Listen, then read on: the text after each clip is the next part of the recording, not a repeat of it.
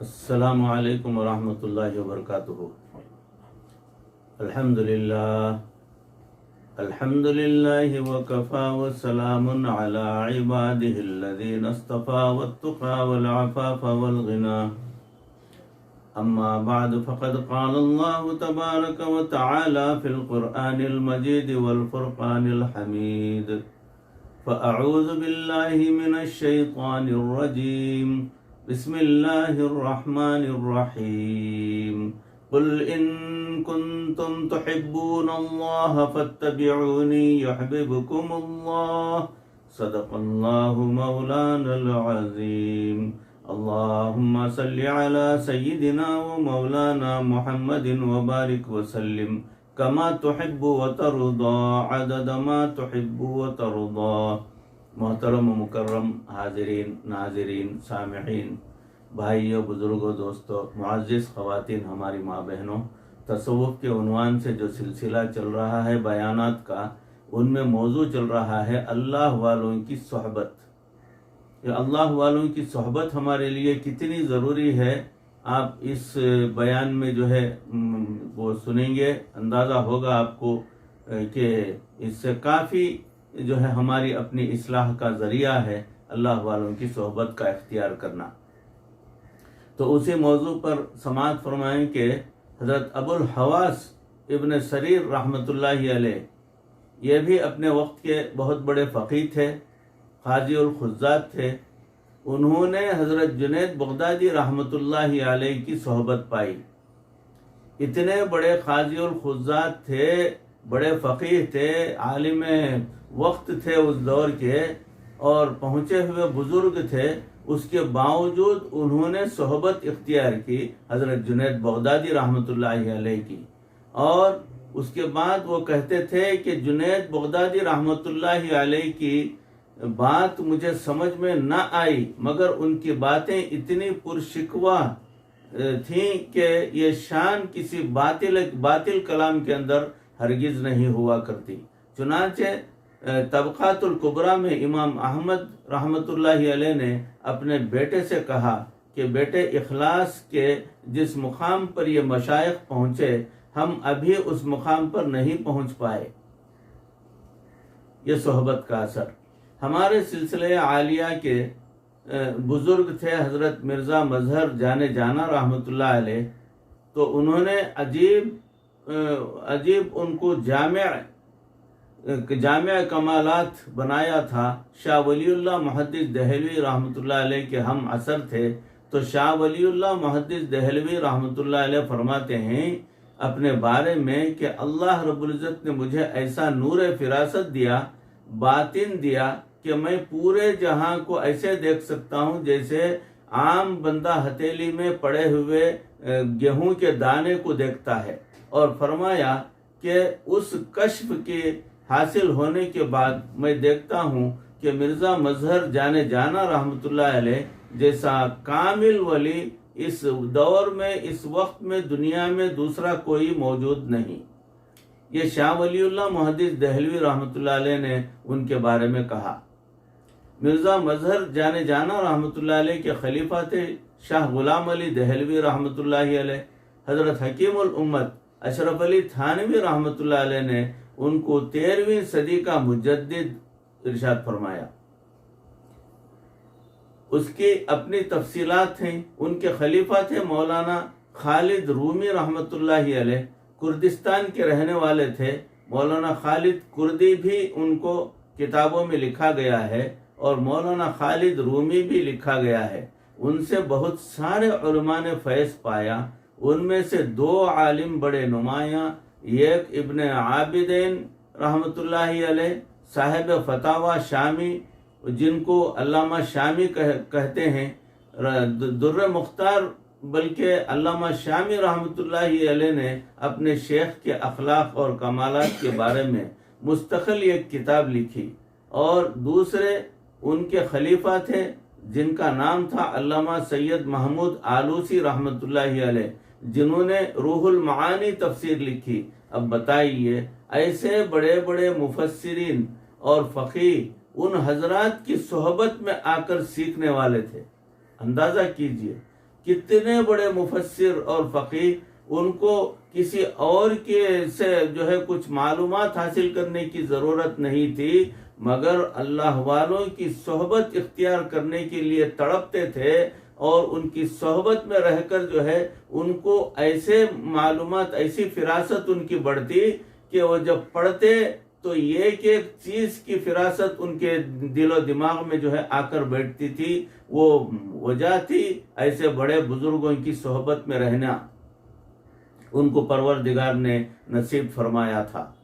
چنانچہ حضرت مرزا مظہر جانے جانا رحمۃ اللہ علیہ کے خلیفہ تھے قاضی ثناء اللہ پانی پتی رحمۃ اللہ علیہ، مگر اللہ نے ان کو جامع کمالات بنایا تھا۔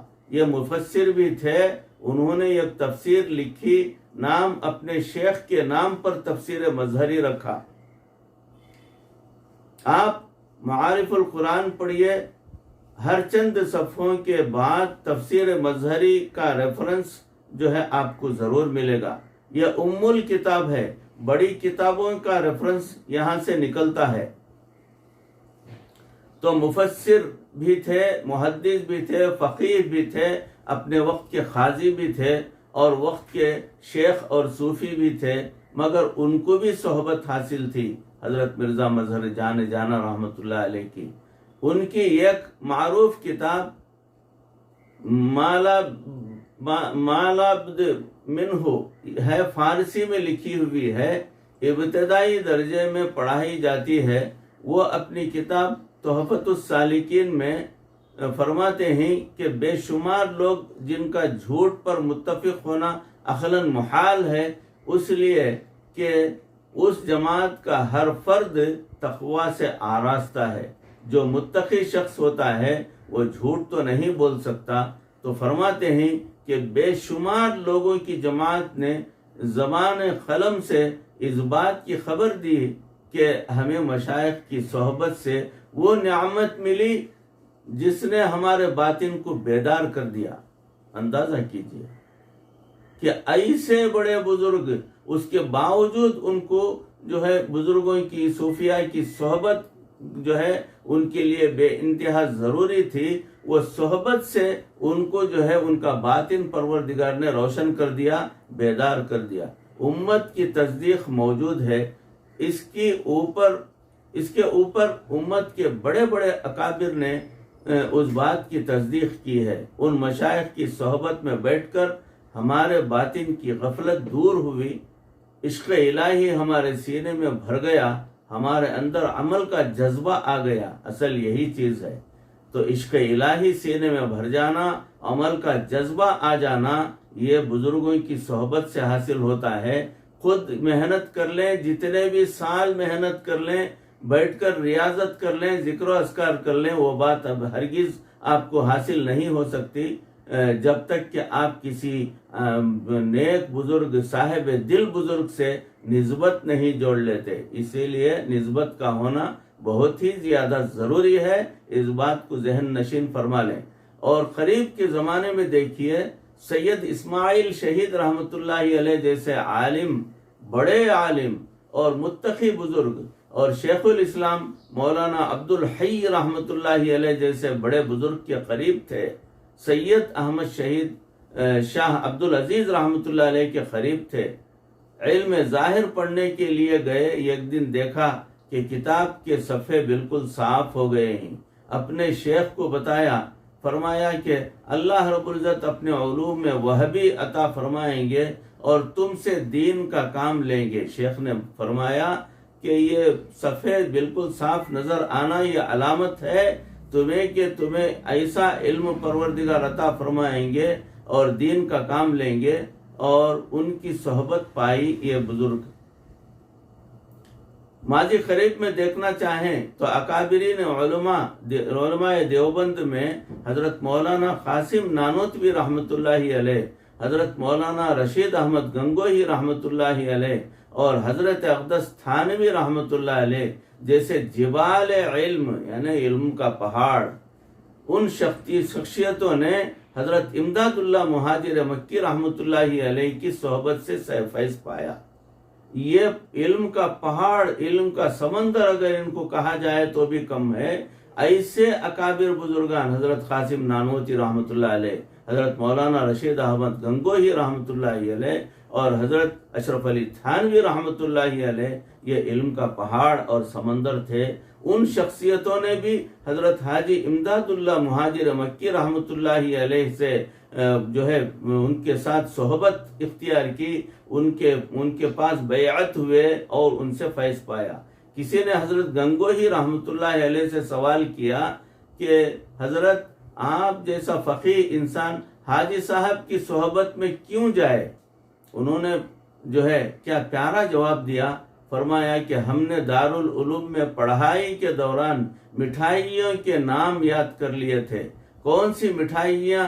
توکل، تسلیم، رضا اور جو باطن کے مقامات تھیں وہ ہم نے مٹھائیوں کے نام پڑھ لیے مگر ذائقے سے نا آشنا تھے۔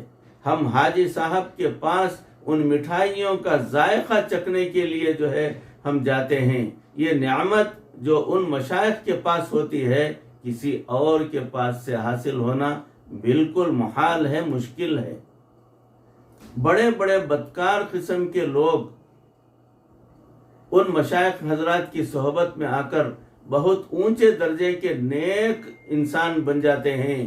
بابو میاں ان بزرگوں کی صحبت میں آ کر تابو میاں بن جاتے ہیں، یعنی توبہ کر کے جو ہے نیک بن جاتے ہیں۔ پتہ بھی نہیں چلتا زندگی کے بدلنے کا کہ ایک لمحے کی صحبت نے ان کی زندگی کو کیسے بدل کے رکھ دیا۔ اس لیے ہمیں بھی چاہیے کہ ہم باطن کی یہ نعمت حاصل کرنے کی کوشش کریں اور بڑوں کی، بزرگوں کی صحبت اختیار کریں اور اپنے آپ کو ان کے ساتھ لگا دیں۔ حضرت اقدس اشرف علی تھانوی رحمۃ اللہ علیہ نے فرمایا کہ آج زمانے میں اہل اللہ کی صحبت کو میں فرض عین کہتا ہوں۔ یہ حکیم الامت کے الفاظ ہیں، ذمہ داری سے عرض کر رہا ہوں۔ چنانچہ حضرت عبداللہ بہلوی رحمۃ اللہ علیہ ہمارے فضل علی قریشی رحمۃ اللہ علیہ کے خلیفہ بہت بلند مقام کے بزرگ ہیں۔ ان کا درس تفسیر بڑا معروف ہے۔ رمضان المبارک میں سینکڑوں علماء جو اپنے مدارس میں تفسیر پڑھاتے تھے، ان کے ہاں تفسیر کا دورہ کرنے جو ہے جاتے تھے۔ اندازہ کیجئے، بڑے بڑے مفسرین، تفسیر بیان کرنے والے وہ حضرت فضل علی قریشی رحمۃ اللہ علیہ کے جو ہے درس میں جاتے تھے۔ اللہ نے علماء میں اتنا مقبول بنایا تھا، وہ فرمایا کرتے تھے کہ میں اپنے دورہ حدیث میں محدث اعظم حضرت انور شاہ کشمیری رحمۃ اللہ علیہ سے کیا جب حضرت نے بخاری شریف پڑھا دی تو اس کے بعد فرمایا طلباء کو مخاطب کر کے کہ جتنی بار چاہو بخاری شریف ختم کر لو، جب تک اللہ والوں کی جوتیاں سیدھی نہ کرو گے تم روح علم سے محروم رہو گے۔ اندازہ کیجئے، حضرت گنگوہی رحمۃ اللہ علیہ فرماتے تھے کہ صحبت اہل اللہ حاصل کیے بغیر اخلاص کامل مل جانا یہ جوئے شیر لانے کے مترادف ہے۔ بھائیو، عزیزو، بزرگو، دوستو، موضوع ابھی ہے تو انشاءاللہ اس موضوع کو یہیں پر روکتا ہوں۔ اگلی نشست میں انشاءاللہ العزیز آپ کے سامنے اور بزرگوں کی باتیں جو ہے پہنچانے کی کوشش کروں گا۔ اللہ رب العزت ان کہی سنی باتوں پر اس عاجز کو آپ تمام کو عمل کرنے کی توفیق عطا فرمائے۔ اللہ اخلاص کی دولت ہمیں عطا فرمائے، مرتے دم تک پروردگار کسی کا محتاج نہ بنائے، ایمان پر اور کلمے والی موت پر ہمارا خاتمہ فرمائے۔ وآخر دعوانا ان الحمد للہ رب العالمین۔ السلام علیکم ورحمۃ اللہ وبرکاتہ۔